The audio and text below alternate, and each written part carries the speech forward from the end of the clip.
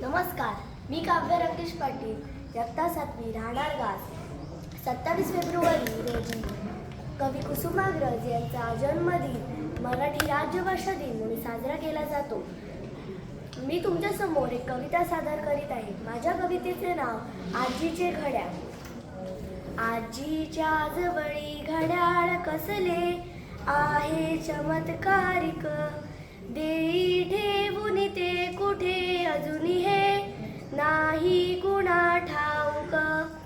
त्याची tick tick चालते न कधी आहे मुके वाटते, किल्ली देईल त्यास ती कधीतरी ते सारखे चालते.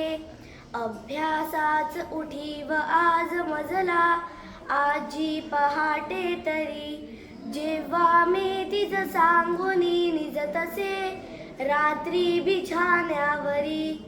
5:30 ही वाजतान कुठे तो हाक येणे मकी, बाळा जांजर जाहले अरवला तो कोंबडा उठकी.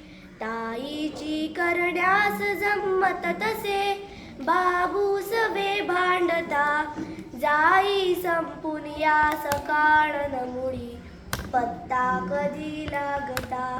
आली ओटीवरी उने बघ म्हणे आजी 10 वाजले, जा जा लवकर कानी तो घडघडा घंटा ध्वनी आदळे.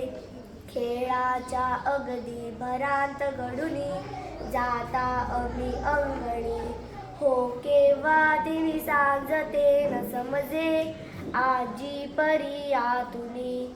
बोले खेळ पुरे घरांत परता, झाली दिवे लागण ओळीने बसुनी म्हणा परवचा ओटीवरी येऊन.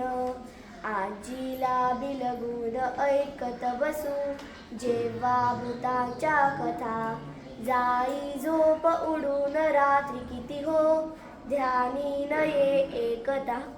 अर्धी रात्र किरे म्हणे उलटली गोष्टी पुरे जापडा, लागे तो डिंगडांग पर्वतीवरी वाजावल्या चौघडा. सांगे वेळ तशाच वार तिथी आजी घड्याळातुनी, थंडी पाऊस ऊनही कळतसे सारे तिला त्यातुनी. मोजेचे असले घड्याळ दडुनी कोठे तिने ठेविले, गाठोडे पडताळ शोधून तिचे आलो तरी ना मिळे. गाठोडे पडताळ शोधून तिचे आलो तरी ना मिळे. गाठोडे पडताळ शोधून तिचे आलो तरी ना मिळे. धन्यवाद.